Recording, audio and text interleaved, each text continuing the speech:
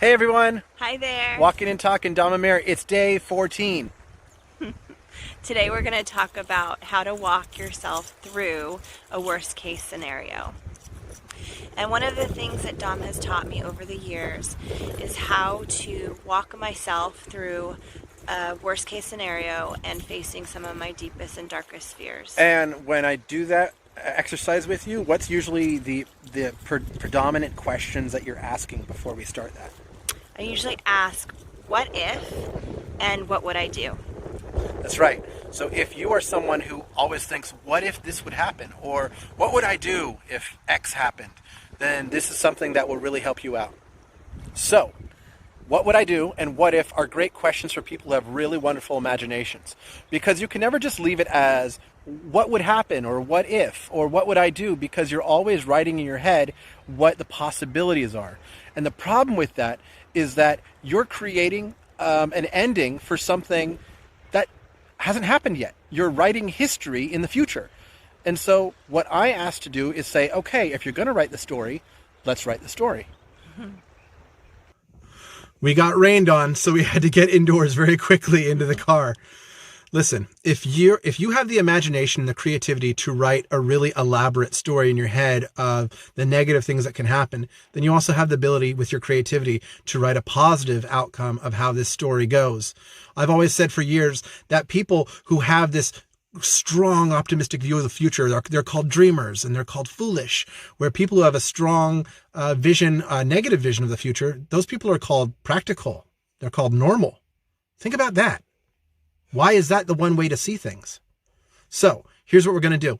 There are two ways to do this. The first way is when you have the what ifs and the what would I do's, and you're thinking of the worst case scenario, I want you to write that worst case scenario out and say, okay, this is the worst case scenario, write it out. And then on the next piece of paper, I want you to write, what is the best case scenario? So that you have a range of what to expect. The second exercise that you can do is you can work out the what would I do and write it as an emergency preparedness plan for the worst case scenario. So we had a day when we were walking and she said, I am really scared. I don't know what I would do. I don't know what I would do. I said, okay, let's talk about this just once and we'll see what you would do. And I said, okay, well, what's your biggest fear about it? She says, well, I'm scared you got the virus. And I said, okay, well, worst case scenario, what would you do? She says, well, I would take care of you. And she said, but what if you died? I said, okay, what would you do? She says, well, I'd have to say goodbye to you and I'd have to be alone. And I say, well, then what would happen after that? She said, well, then I'd have to find where you put all the passwords so I know how to pay the bills. I said, well, what would happen after that? She said, well, I'd be alone. I said, well, could you call out to someone or call someone? She goes, yeah, I have my mom, I have my sister. And so would you call them? She said, yeah, I'd call them. I said, so you would have people to support you through this? She said, yeah, I would. I'm like, is that as bad as you first thought? She said, no, it's not as bad. I don't want to think that, but it's not as bad. I said, okay. And those are two different things you can do. Obviously, some people are going to be feeling really visceral emotions about certain things. But if you're just coming up in your head with a scenario, think about how bad it is when you don't write these out. Mm-hmm. I was speaking with someone today who said, well, I'm afraid to journal because I'm afraid that if I write down my 3 biggest fears that they'll come true. I said, but in your mind, they're already true. Mm-hmm. They're in your mind, they're demons and they're huge. I said, what if you wrote them on paper in really small letters? Then they turn into just little small letters and little pieces of line on a paper. And then if they're still big to you, then you can crumple up the paper. And if they're still big to you, then you can put them in your fireplace and burn it. See how you feel then. It's something you just try.